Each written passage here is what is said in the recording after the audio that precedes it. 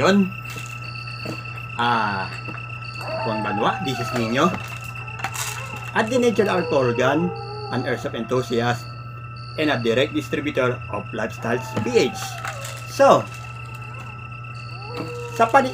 may panibago na naman po tayong special episode na naman dito sa remake na to sa season 3, at kung saan isasampal ko na rin lang sa mukha ng mga pasaway dito sa sanlib na to na talagang wala talagang kadala-dala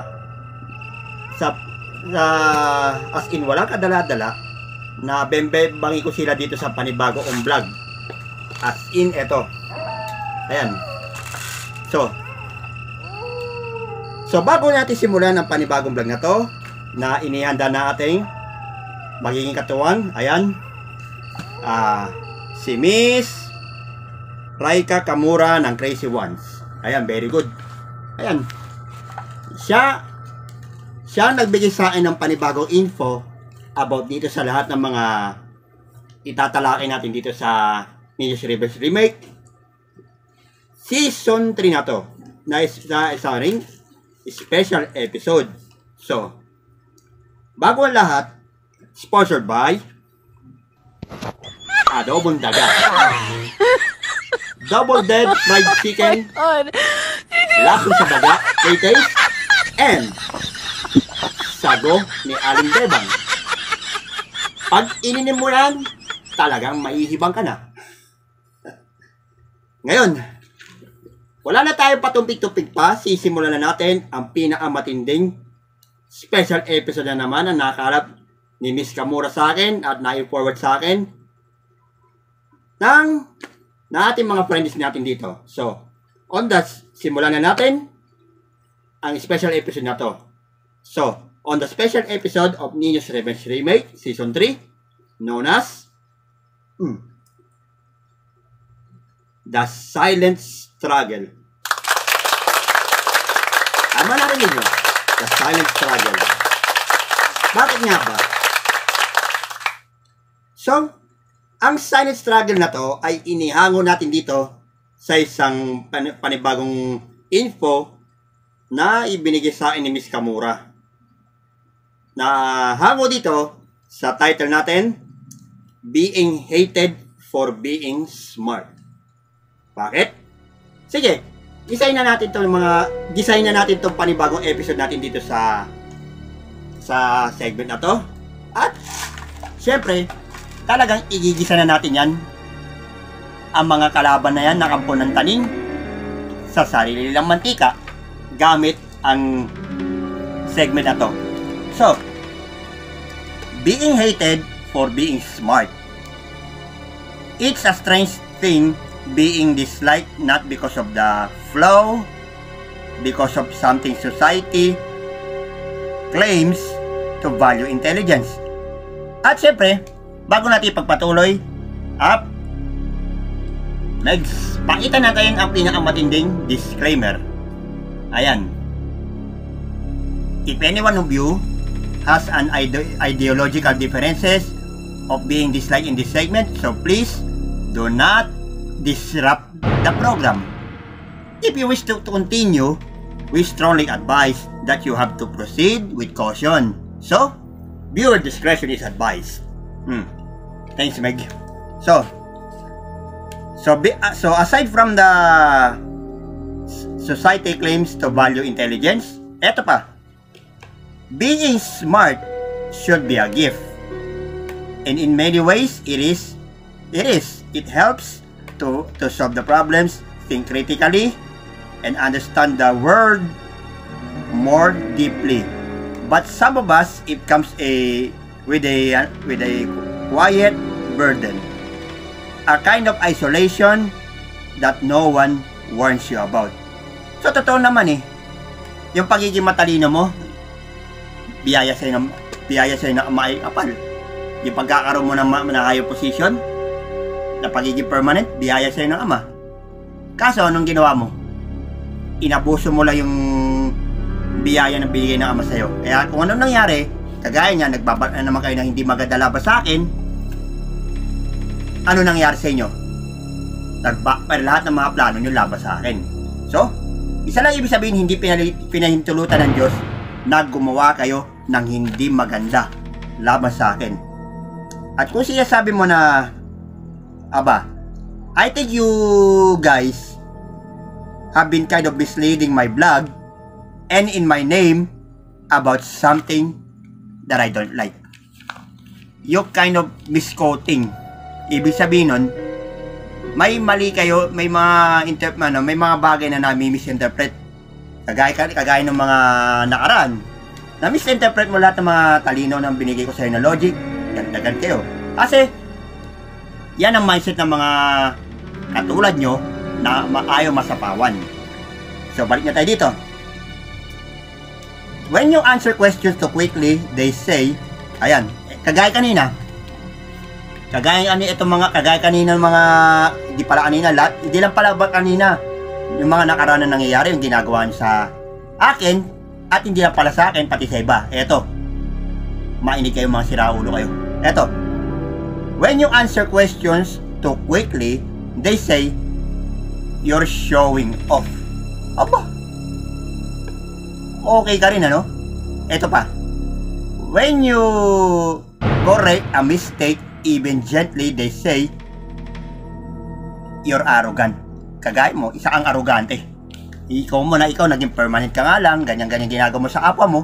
Aba, oy, alam mo kung tutusin, dapat nga ikaw yung magdala ng maganda example eh, hindi yung putaragis ka, ikaw yung team leader diyan, ikaw yung ano, ikaw pa yung nagtuturo ng kasamaan, kakampi sa katiwalian, sinungaling. Aba, hindi ka dapat maging ano, hindi ka unfit maging graduate o kagaya sa huling vlog ko, unfit to be graduate, ikaw unfit to be, alam mo na, unfit ka sa lahat ng bagay kung ganyan ginagawa mo, nade-degrade ka ng kapwa mo. Kaya nga ginagawa ko lang sa'yo, nakapapakaing na nga lang ako para malaman ko kung anong totoong motibo mo laban sa akin eh. Ito pa, when you do your work with excellence, they say,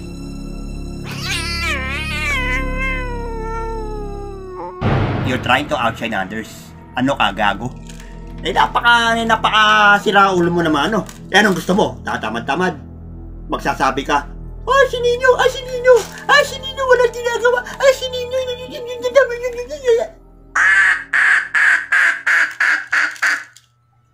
gago ka. Gago ka talaga. Ang lakas din ng tama mo, namang degrade ka ng kapwa mo, laban sa ganyan. So, ano sasabihin mo? Sasabihin mo, si Nino walang ginagawa, si Nino natutulog lang sila. Anong tingin mo sa sarili mo yan? Ako lahat ang masama, ikaw ang mabuti. Tama na, sapain dito eh. Ikaw, alam mo kung tutusin na ganyan, sasabihin mo sa akin na I'm trying to outshine you guys? No. Partida ka eh. Partida, wala pa akong tulong yan. Wala pa akong kaya yan. Ginagawa ko lahat ng best ko sa trabaho. Tapos ikaw, siraulong daga ka. Ang lakas sa loob mong i-degrade ako. Kayon, hindi na nga lang kita pinapatulan dahil nakakaya doon sa harap ng namumuno. Aba. Tapos sasabihin mo, I'm trying to outshine you. Wala. Sasabihin mo, at ito pa malala, when you speak your truth backed by reason and evidence, tapos sasabihin mo, I'm too much.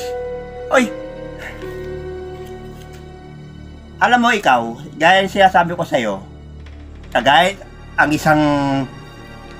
isang kagaya mo na manggagawa rin, o sabihin natin na team leader, sinungaling, kaampi sa katiwalian, nagtuturo ng kasamaan.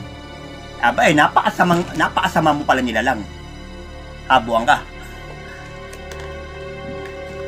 Alam mo kung tutusin, kung meron dapat na sasabihin mo, meron dapat mawala yung mga ganyan na ikaw yung dapat mawala rito na sa trabaho na sabi mong, teka, tatanungin kita, ano ba ang tawag doon sa sa isang individual na sobrang serbisyo sa kanyang amo? O sige, pa-comment lang sa comment section natin kung anong magandang katawagan dyan. At total, alam mo naman yon, nasa episode 38 yata yung yung dating vlog ko sa remake, The Sip Sip and Sulsul. Sip Sip Tari and Sulsultan, o siya sabi ko naman, The Sip Sip and Sulsul Mysteries. Kaya nasa remake ko yan, ayan. So ayan. Ngayon, palibasa kasi hindi nyo kaya higitan ng isang individual na agaya ko, pati na rin sa iba. Ang gagawin mo, sisiraan mo, gagawin mo ng kwento, gagawin mo ng anong klaseng utak biya meron na namumutawi dyan sa'yo sa pag-iisip mo na mukhang kinakalawang na? Ayan, yang utak mo na yan, kasing kitid lamang ng hibla ng buhok o ng molecule ng pag-iisip mo. So, in other words, utak mo may ubo.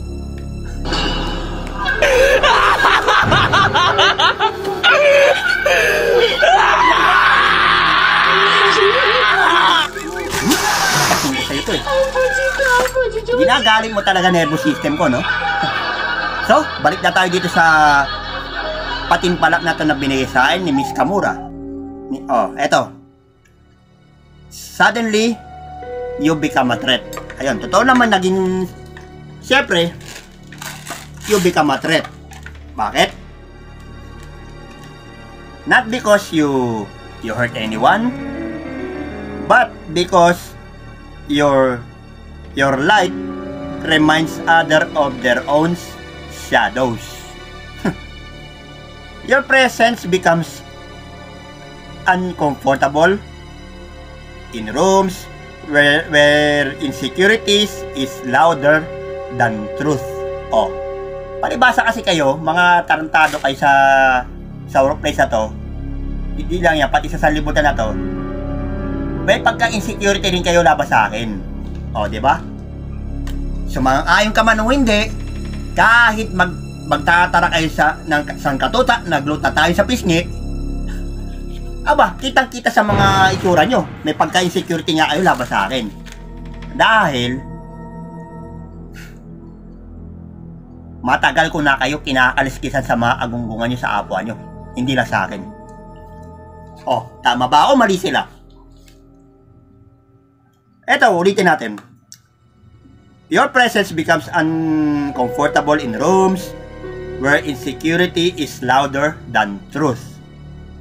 And the truth slaps you live in concrete. Malakongkreto ang katotohanan. Tunay na katotohanan na nakikita ko sa'yo. So ibig sabihin nun, kung sa akin pa lang damuho ka, nakaligtas ka sa akin, pues sa Ama, sa Diyos, wala kang kawala. Medyo alanganin ka nga lang dun. Diba? So, sisirain mo ang buhay ng isang inosenteng katulad ko dito? Pues,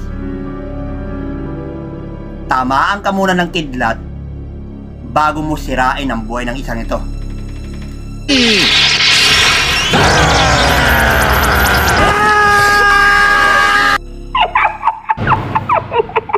Nakita mo? Sana ikaw matauhan ka rin sa mga pinagagawa mo. Dahil lahat ng mga nangyayari dito sa mundo, lahat ng mga masamang ginagawa mo labas sa akin, pati sa iba, kumbaga sa palabas sa Channel 7, resibo. Ang lahat may kabayaran. Tanda mo yan. So what happens? Balik na tayo dito. So what happens? You shrink. You quiet your voice and you pretend not to know. You downplay your achievements just to be liked. So, saan nangyayari sa akin sa ganitong, nangyayari sa akin to eh. Dahil sa pinagagawa nyo. Dahil lahat ng mga bagay na ginawa nyo sa akin, nakaka-demoralize kayo. You underestimated ninyo. You underestimated me. I hate that about you. Eto, gusto ko lang may parating sa inyo ang mga sasabihin ko dito sa segment na to. So, I am not made to dim your light for the comfort of others. I am not here to apologize for your brain, your insight, or your depth. I am not made to shrink so the others can feel big. Ulitin ko sa ano. Hindi ako pinanganak sa mundong ilalim na to para patay ng ilaw. Kasi nasa talata ng Biblia yan eh. Ang abot sa ilaw na sanlibutan yan. Kasi kapag wala yung ilaw na yan sa sanlibutan na yan, wala kayong makikita na lakaran kundi kadiliman. Hindi ako pinanganak dito para patayin ang liwanag sa sarili ko para lang ma-comfort ang iba. Hindi rin ako ipinanganak sa mundo nito para humingi ng apology para sa utak mong may ubo. Yung mga insights mo or your depth. Hindi rin ako pinanganak sa mundong ito para malugmok sa kahirapan na to nang dahil sa atarantaduhan nyo para kayo ay umangat-angat sa buhay nyo. Ito sasabihin ko sa'yo. Kaya nga imbis na ikaw na tumindig ka sa panig ng katwiran, malulupi ka na rin ng katwiran eh, di ba? So, ang gagawin ko na lang sa inyo, ito. I let you guys misunderstand me. Let your envy or exclude me. It's not my job to make myself simpler to be accepted. Hindi ko trabaho na gawin ko sarili kong maliit para lang ako matanggap sa sanlibutan na to.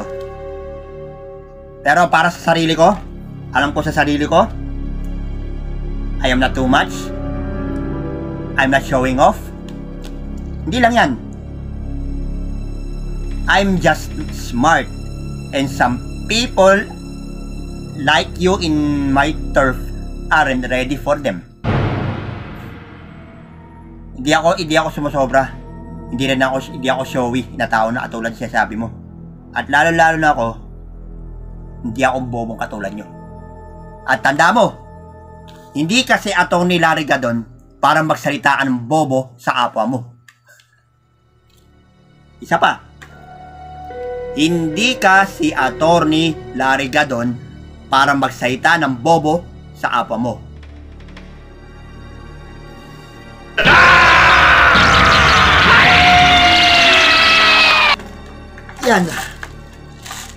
Yan. So dito, ang gagawin ko na sa sarili ko, I keep learning, I keep shining, I'll keep being me. Diba?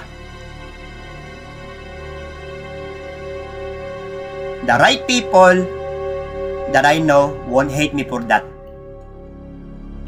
For being smart. They'll be inspired of it. Totoo yan, diba? So, kailangan ko rin mag-aral ng mahusay at maging totoong ako. Lahat ng mga totoong tao na nasa paligid ko, hindi rin sila magagalit sa akin dahil sa pagiging matalino ko. Pagkos ka, nai-inspired sila sa akin eh. Diba? So, may powerful na advice para sa akin. Ay may pahabol na advice galing sa akin. Ito. Magmula sa akin pala. Nagbayad na ako ng kasalanan sa Ama. Sa Diyos. So, naniningil ako ng konti sa mga taong katulad nyo nagkasala sa akin. Pati sa ibang individual. So tama na yan. Ang pagiging... So, ito. Paalala lang. Ang mga tunay na sa akin, sabihin na lang natin, lahat ng mga taong mas nakakakilala sa akin ay siya rin na umaampi sa akin. Dahil hindi nila alam ang buong pagkatao, dahil alam nila kung anong pinagdadaanan, kung anong mga nangyari sa buhay ko. Tandaan nyo, lahat ng bagay dito sa mundong ito na ginagawa nyong mali, may resibo yan. Agreed? Good. So this has been the silent struggle that have been tackled in this special episode or special segment. So, we have to end this vlog for now. This is Nino. A denatured alcohol gun, an airsoft enthusiast, and a direct distributor of Lifestyles PH. So, like, share, and subscribe sa lahat ng mga panibagong videos dito sa Nino Service Remake, pellet gun reviews, reverse flaps, anything but YT shorts. So, sit back, relax, and enjoy the show. See you around again. God bless.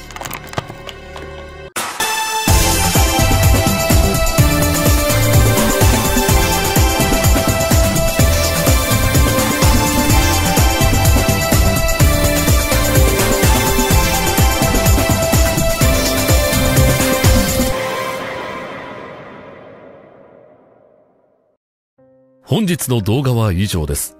ヒューマンバグ大学では闇をテーマに様々な物語を展開していきます。